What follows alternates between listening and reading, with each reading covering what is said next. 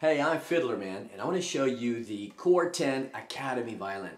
Now, I get a lot of demand for instruments that are really affordable, less expensive for beginners, but they want the instrument. This is extremely important to be set up properly. You want it to be set up by a luthier who's taking the time to make sure the height for the bridge is proper in relation to the fingerboard. You want the nut to be cut properly. You don't want the strings to be too far deep into the groove. You want them to sit just perfectly and the right distance. You don't want them to be too high, so you have to, press down and have problems with your fingertips because of this. You want just the right feel. If too low, of course, you run the risk of having a string vibrate up against the fingerboard, giving you a bad sound as well.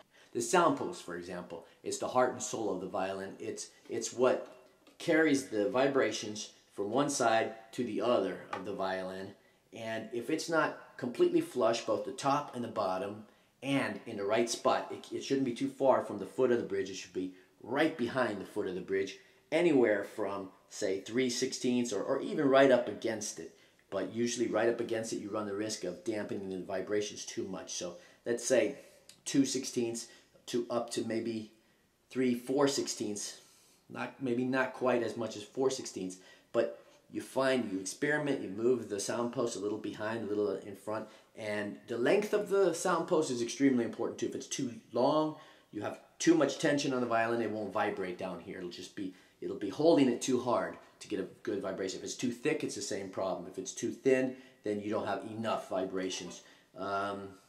If you have the sound post slightly more towards the E string side, you maybe get a brighter sounding instrument. If you have a longer post that's a little more to the left, you get a darker sound. So there's a lot you can do with a sound post.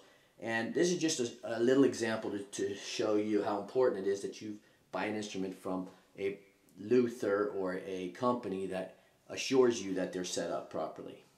Same thing with the pegs and the adjustment and all. And this one is one of those instruments that are extremely well set up for the money.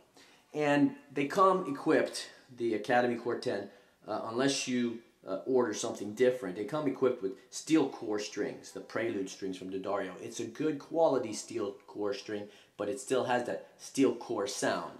And, well, I'll give you an example of the sound.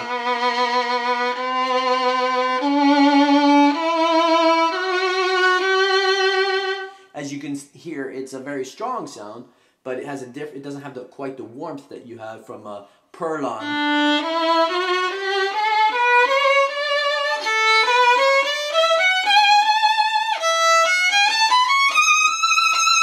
On the E string, there's not much of a difference anyway, because you always use a steel string on the E string anyway. So.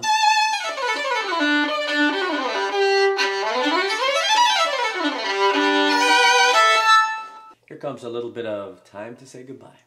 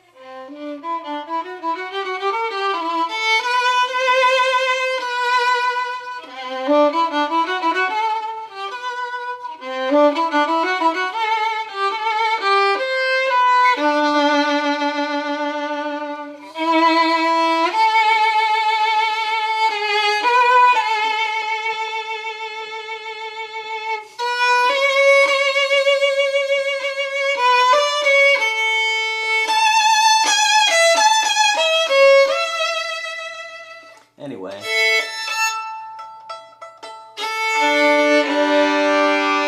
perhaps a bit of a metallic sound, but that's only because steel core strings give you that metallic sound. It may be more suiting to bluegrass.